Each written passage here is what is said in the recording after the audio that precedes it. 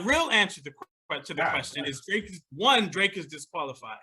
2, it's a different 3. Drake shouldn't be a part of it. I would say the modern day version of the BJN theory is Kendrick. As the brother rapped on his recent album, he said best MCs, Kenny, Jay, and Joey and Cole. So I think it's Kendrick, it's Joey Badass, and it's J. Cole. Those are the actual 3 if you really want to answer the question based off of hip hop, based off the art of MCing, based off of actual skills and impact and legacy.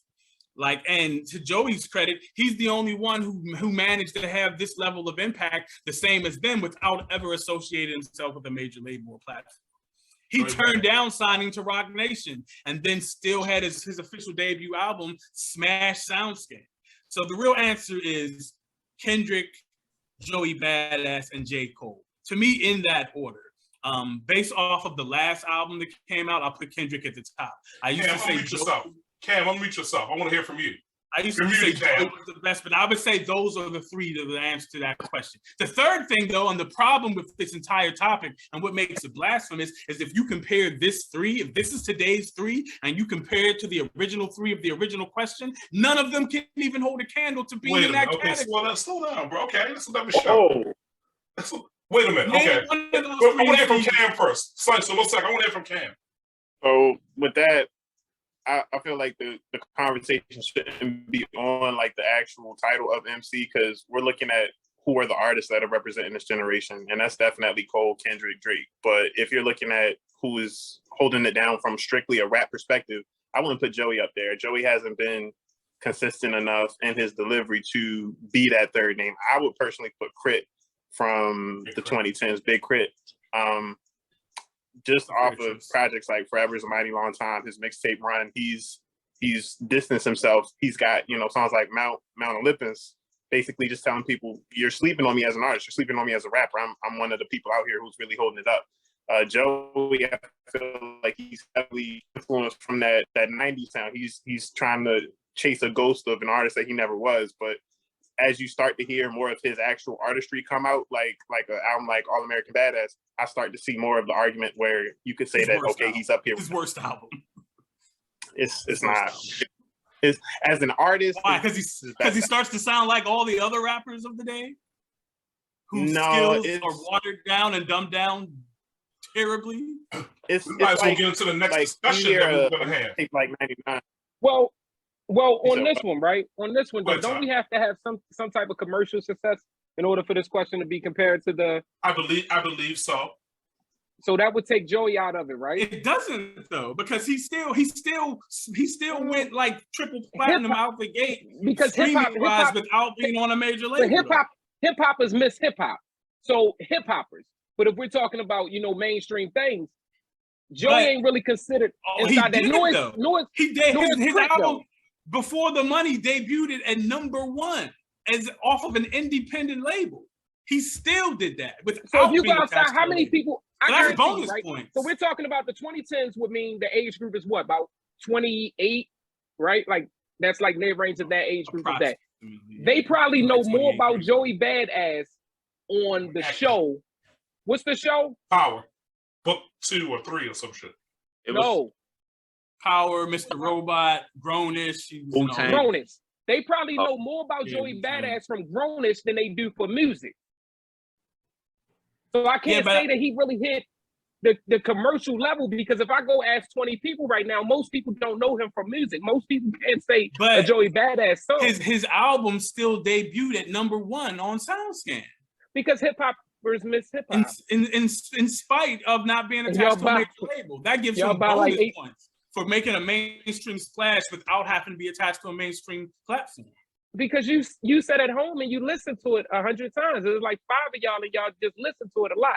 Come on, how can it be 5 of us if it debuted #1 on the I'm fucking with you. But I don't know. If we go Drake, I totally agree that Drake has to leave the competition. And we can replace fucking Drake for Nicki Minaj for as much as I care about Drake being on that. Nicki Minaj predates this as an MC. Nicki Minaj came out like 2008.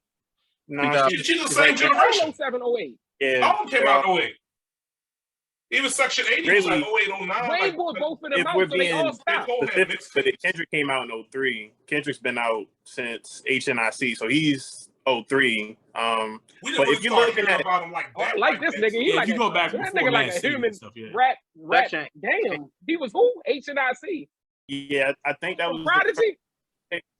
but he had a few mixtapes before Overly Dedicated. But my point is, like, if we're looking at who commercially is relevant, then that's another conversation because MCing is not a That's commercially another relevant conversation. way to look at Yeah, it. I'm but tired of y'all- that question. Like, who's commercially relevant? Fuck that shit. This is fucking Yeah, but hip-hop. you brought Nobody's that. saying he Still, calling the- MC the Hammer or label Master of P. being- to You go. brought that Who on. sold You more brought that records on. than Master P or No, MC Hammer? Nobody. Nobody's can't calling them say- to go. You have to You- have skills too. No, you can't say commercial don't count and then say I'm not saying it album sales doesn't is a count, reference but it point. can't be No, the listen, deciding factor. You You can't use have album one sales and as- none of the other. No, listen, you use album sales as a reference point, and then you use Biggie, Jay-Z, and Nas as another reference point.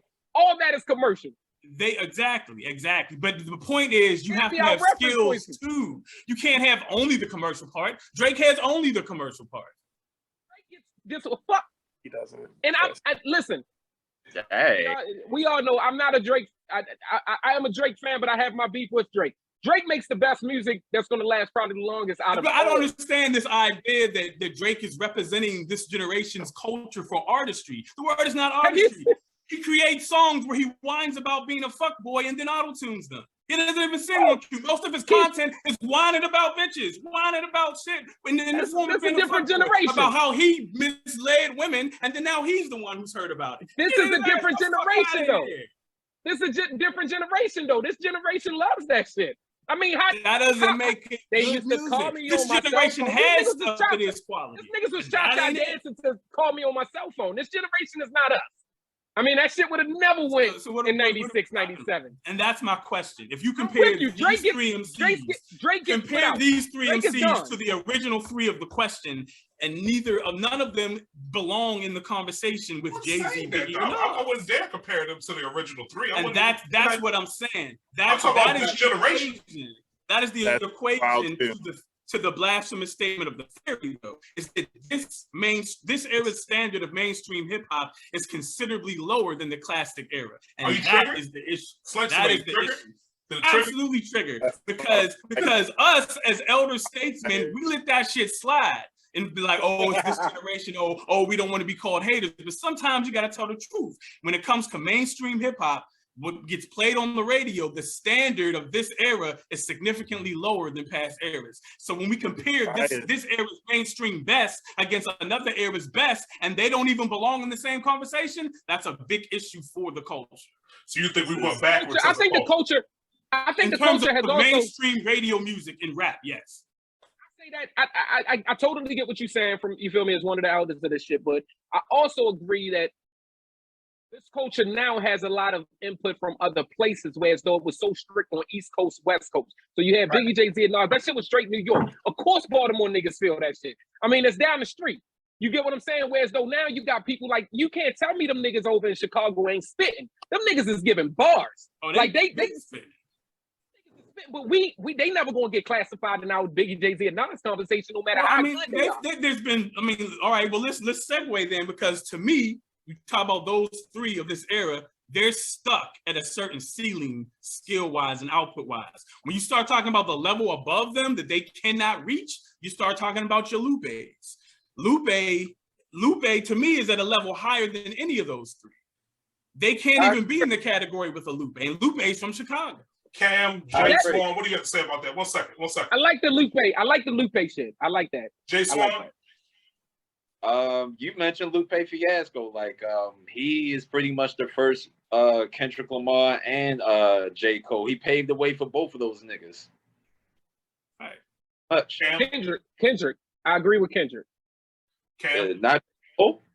I want Not to cool. go back. Like we're doing this whole Jordan versus LeBron debate. You know, comparing different eras, saying that the overall quality for this generation is lower than previous generations, but we're not taking into account how versatile music sounds right now. You got people like Gibbs and Griselda blowing up on one side. You still got Cole, Kendrick, all of these different people contributing to music, and it sounds drastically different. Right now, I would say that, you know, there's never been a better time to enjoy hip hop music, and the quality of it is extremely high. I'm not going to say that, you know, we have an Illmatic coming out every year, but the 90s didn't have an Illmatic coming out every year. So it's this golden lens that we put on music. I would disagree. I would disagree. In 1994, there was like an Illmatic every month. In fact, in fact, Tribe Called Quest's third album, which is considered a classic, Illmatic, The Roots' second album, Black Moon's first album, they all came out on the same day. The 90s was a wonderful fucking time to be alive. Questlove calls it the greatest day in hip hop history, where literally 4 classes came out on the same day. So it's not Illmatic's not coming out every year. Sometimes they came out on the same day. Yeah, and all of those. I hate to sound like the old nigga, but like I was. Well, we got you know hip hop now. Hip hop now has become one of those things. You know, I was just now talking to somebody the other day about finding their students to classify. Like I had students that would classify. Their parents would make them fail, and that's how hip hop is now, right? A lot of these motherfuckers they come out when it's right time. Back then it was strictly competition. I can't agree with you, my brother, Doggy Style Shirt, but I fucking love your mental on this shit. Because you talking your shit, but I can't agree with you. The 90s was what a time to be alive. Music-wise, that shit dropped with Tuesdays. Every Tuesday. Shit was it was on. You had to make a decision, depending where your mother and your financial state was in the 90s. You had to make a decision of whether you wanted to eat and buy your favorite rapper or your other favorite rapper or your other favorite rapper. This shit was stress. You had to buy stress. 1 CD and steal 2. Yo, people used to steal from Waxy Maxie's around Westfield. Niggas will go steal every Tuesday, have all the tapes and shit. I get all of that, but my point is not that there weren't quality albums coming out, but those albums that we mentioned are not Illmatic. Illmatic is above Outkast. Illmatic is above. Tribe came out in 93. I don't remember a 94 album coming out for Tribe, but like that's not Illmatic. Illmatic is Illmatic. Theory and Midnight Marauders came out in 94. Not that's 93. No, that's the low end theory. You think it's also a classic. Yeah, both of those classics. No, Midnight Marauders is 93 because that came out the same day as Snoop, if I'm not mistaken. But my point is that there's high quality albums coming out, but to ignore like a Forever is a Mighty Long Time coming out, To Pimp a Butterfly, these albums that Gibbs has with Madlib is crazy. Like the quality is as high as it's so where I agree with Cam is that there is a high level of quality music still coming out, and part of that is because there's just so much more music coming out. There's a lot of versatility. There's so many more options because of streaming. Like you don't have to rely on majors anymore. Like there is a high quality of music that is high quality coming out, but you absolutely have to get outside of the mainstream bubble. Like if you're looking for consistently Illmatic level stuff coming from major labels and getting radio play and crossing over into pop, no. But in terms of the whole birth of what people have access to now, there's plenty of quality coming out.